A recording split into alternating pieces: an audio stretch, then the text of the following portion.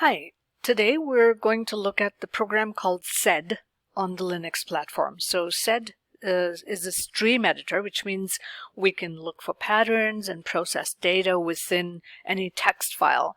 So far we've looked at commands that can do that. For example, we've if I just show you a file. If this is a comma delimited file that I have, I can use commands like grep where I can look for patterns. So if I'm looking for this pattern within a certain file, I'm able to use the grep command to do it.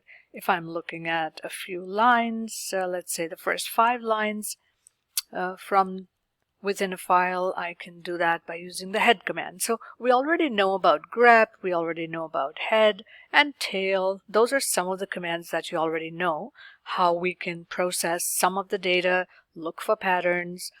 So sed is simply another very important and powerful utility within Linux that allows us to do some of that processing and finding of the patterns. So let's look at that. So a couple of things about sed. First of all, the commands that we're going to use with it will use single quotation marks. Secondly, remember that whatever sed does, it does not by default alter the content of the file. The data remains the same by default, and it finds the pattern, processes the data, and simply outputs the information back to the screen. So the default is it outputs to the screen. It does not change the content of the original file. However, we can use some optional parameters within sed to change the content if we want, but not by default. Also, by default, sed will print every line of the text file onto the screen. And if we want to suppress that, in other words, if we choose certain lines only, then when we use the print command, we have to use the -n with that, or the -n with that, to suppress the default.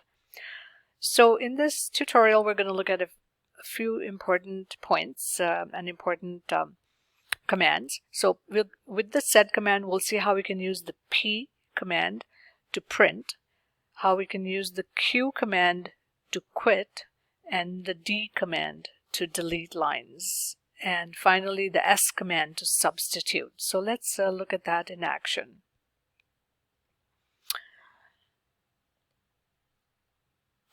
All right, let me clear the screen here.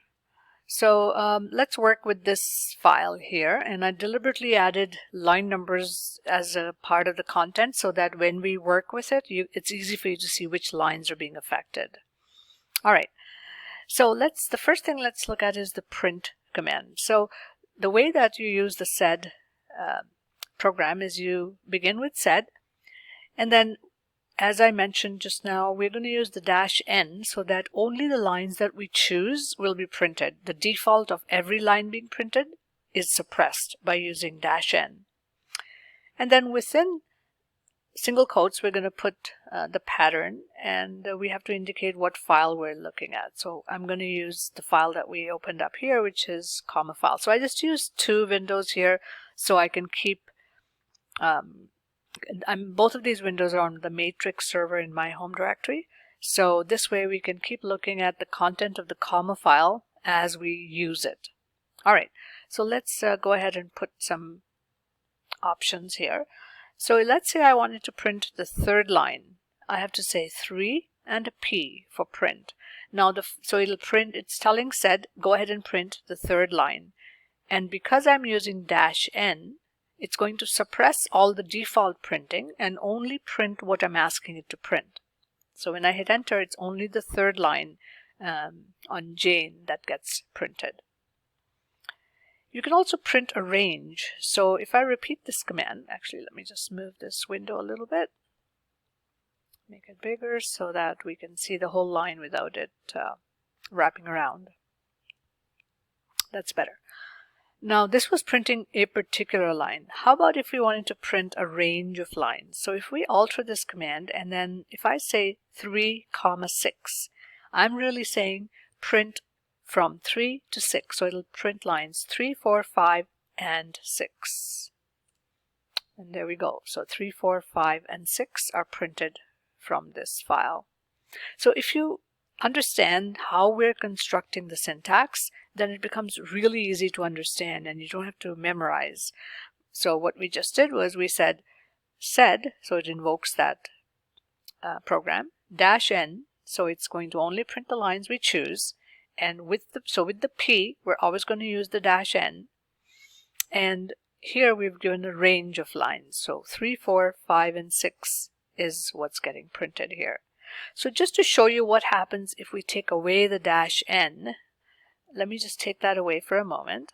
So now, because we're not using -n, what is it doing? It's going to do its default printing. So notice what happens here. So although my command is saying print lines 3, 4, 5, and 6 with a P, see what happens here. So it does go ahead and print 3, 4, 5, and 6, but it also prints every line by default. So 1, 2, 3 gets printed, but because we're asking it to print the third, it prints the third again. And then same with the fourth. So you have duplicates of 3, 4, 5, and 6. And then it continues to go on to print 7 and 8.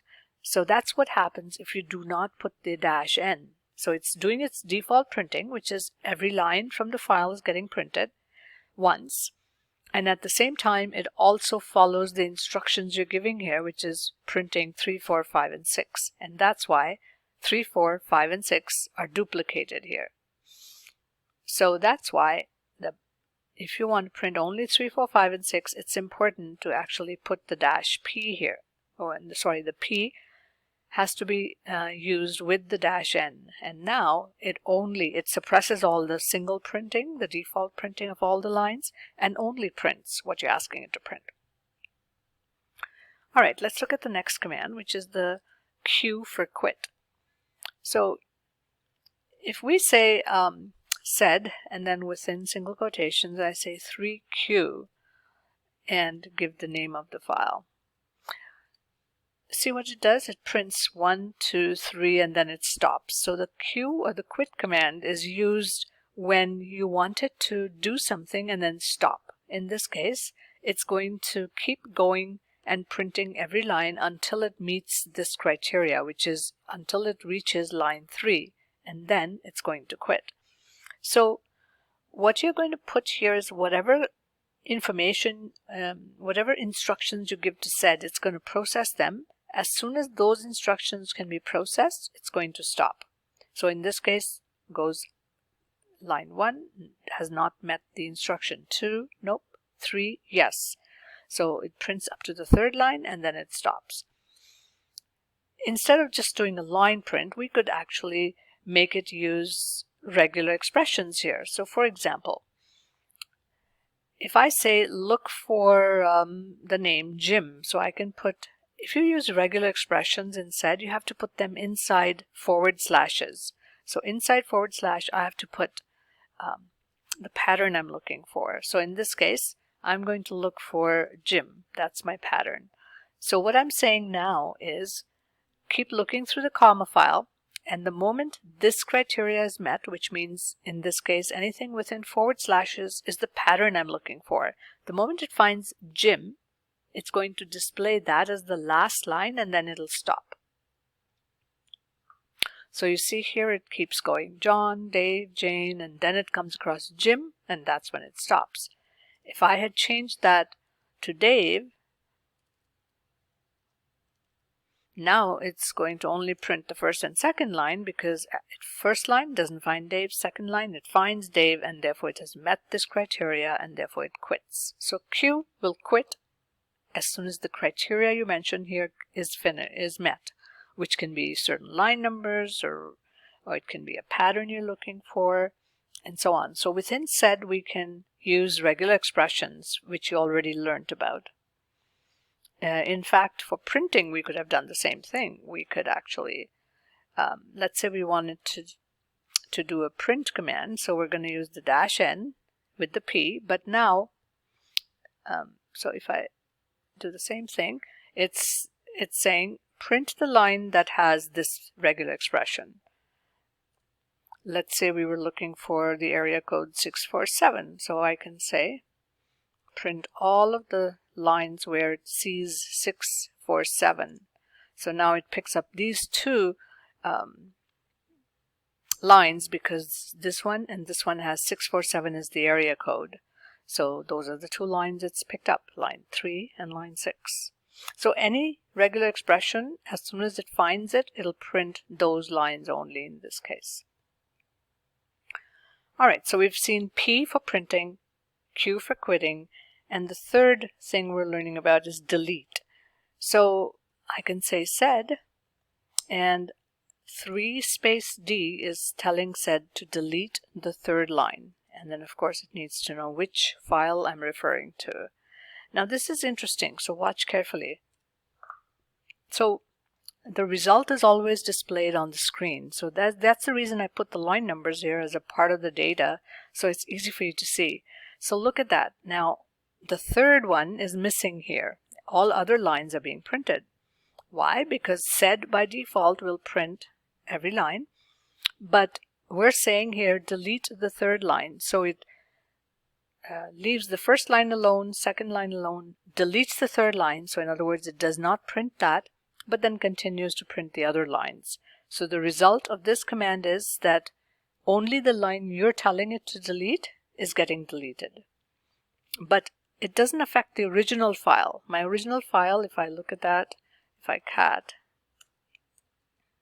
comma file 2, the third line still exists there. It is only in this output that it's getting deleted. Now I could also delete a range of lines. So instead of 3, I can say 3, 6, D. So now it's deleting 3, 4, 5, and 6. Those are gone, not showing up in the output it's showing you. All right, so that's how delete works. And again, we can use the same thing with regular expressions. So if I said that if you find the line with Dave and delete that line. So now it's because the second line is the one that has Dave, that line gets deleted because that meets this criteria, and all other lines are getting printed. So that's how delete works. And finally, the last aspect is substitute. So if you want to substitute an existing pattern with a new pattern. So for example, let's say we wanted to change lowercase name to all uppercase. So I can say sed, and the syntax for this goes as follows. So you do S with substitute, and then within the / you're going to put your regular expression. So I'm going to say Jim, so I want to change this to all uppercase.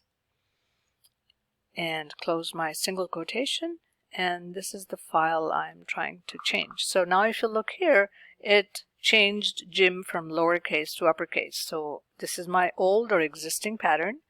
This is my new pattern. So you can change any pattern to anything. I could, let's say, change 416 to 905.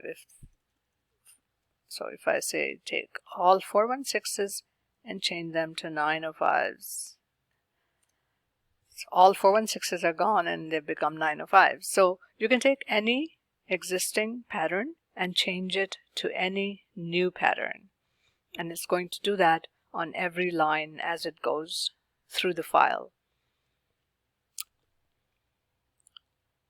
You can use any kind of regular expression. So let's say we want to say change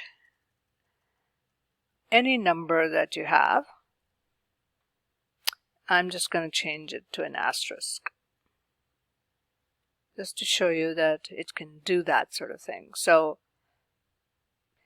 it's changed, it came across the number here, it changes it right away. So the important thing to notice here is that although there's other numbers here, it doesn't touch those. The only number it changed was the first occurrence. So that is an important point to understand. When we're saying substitute this pattern with this pattern, it's only going to do the first occurrence on that line. Then it'll go to the next line, do the first occurrence. Next line, do the first occurrence.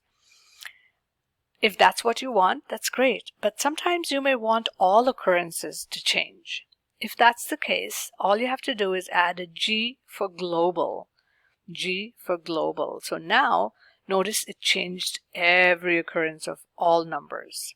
So if you add G for global, it does change all occurrences on every line where the criteria is met. You can also, let's say, so again, and remember that this is only changing the output. So if I cat the comma file 2, the original data has not been changed. It's only the output that's changing here. All right.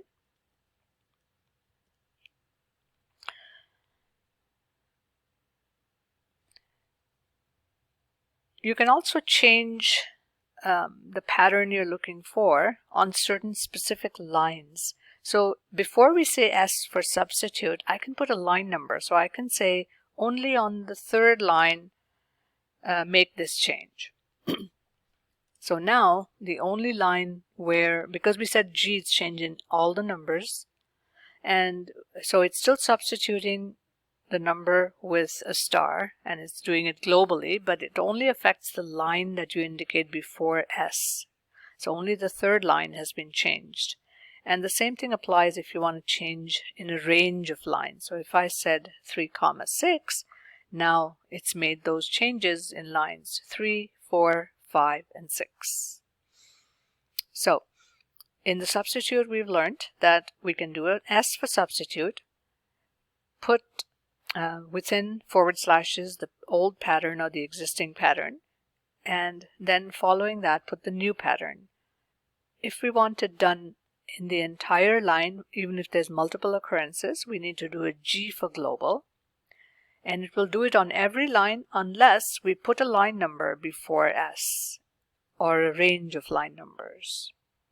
Okay, and the final example I wanted to give you here was kind of an interesting, slightly more advanced example. So let's say I want to substitute, but I'm going to use a regular expression with the caret and a dot. So if you remember from your regular expressions, what I'm saying here is a dot means any character, and the caret sign means you're anchoring it or tying it to the beginning of the line.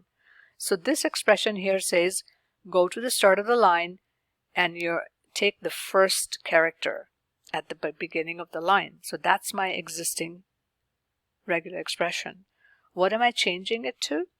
I want to change this to a tab. And in regular expressions, if you remember, to indicate a tab, it is \T for tab. So my existing pattern inside these forward slashes is caret sign and a dot, which means beginning of the line, first character. What am I changing it to? Between the next set of slashes is \T, which means change the first character in the beginning of the line and replace it with a tab. That's what this is saying. Okay, and I'm going to do that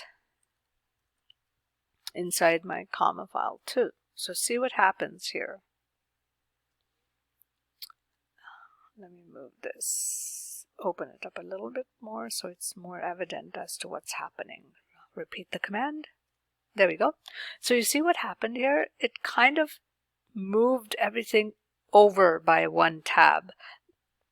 Let me use a different file here so it's more clear. I'm going to show you another file where I did not put the number. So it starts way at the beginning here. So it's just not comma file 2, it's comma file. No numbers here, no 1, 2, 3, 4.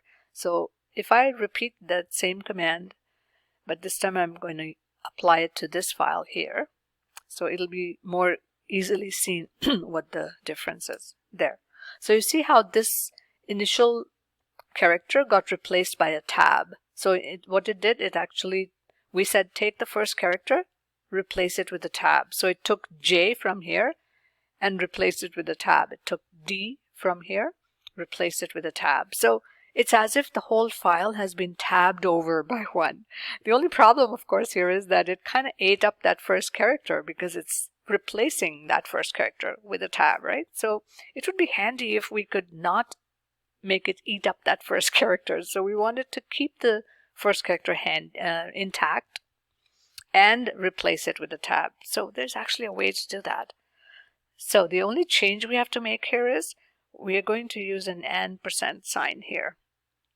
Now we're telling it to, this is a pointer back to this. So it says take that first character that you had replaced with a tab and put it right back. That's all this is saying. So now when I do it, it's very similar to this with one main difference. It didn't eat up that first character. It kind of put that character right back because of the %. You see? So see how important, how interesting this can be? If you had data in a text file and you just wanted to tab everything over so there's like a margin that gets created, this is one simple command that can do that right here. It took the first character, replaced it with a tab, and then it put that first character right back.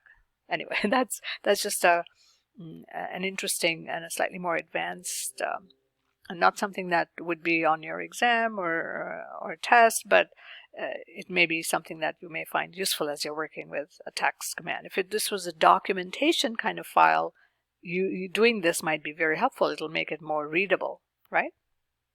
Okay, so those are some of the things that we can do with sed. So we looked at P for print, and we saw how we must print with the -n, and we can indicate either one line or a range of lines, or we can use regular expressions. We saw Q for quit, and we saw how we can quit after a certain line, or we can quit after a certain criteria is met in terms of finding a regular expression. D for delete, where we can delete one or multiple lines, or we can delete a line when it meets the criteria of finding a particular regular expression. And then finally we looked at substitute to see how we can substitute an old or an existing pattern with a new pattern. And that pattern can be something you write out in full or a regular expression that defines that pattern. And finally, if we put a G, it'll change it throughout the entire line. Otherwise, it only changes the first occurrence. And if you only want the substitution to happen in a certain line or a range of lines, you need to indicate that before you indicate the S command. And that's it for the sed utility. There's some of these things you can do with other commands that you already know about. For example, this particular sed command we can also do with the grep. Other commands that we did here we can also do with the head. So if we said sed 3 space Q, it's going to do the first 3 lines and it'll stop, which is same as saying do a head command with a -3, right? So some of the things we're doing with the sed command can also be done with a head or a tail or a grep related command. Okay, that's it for now. Thank you.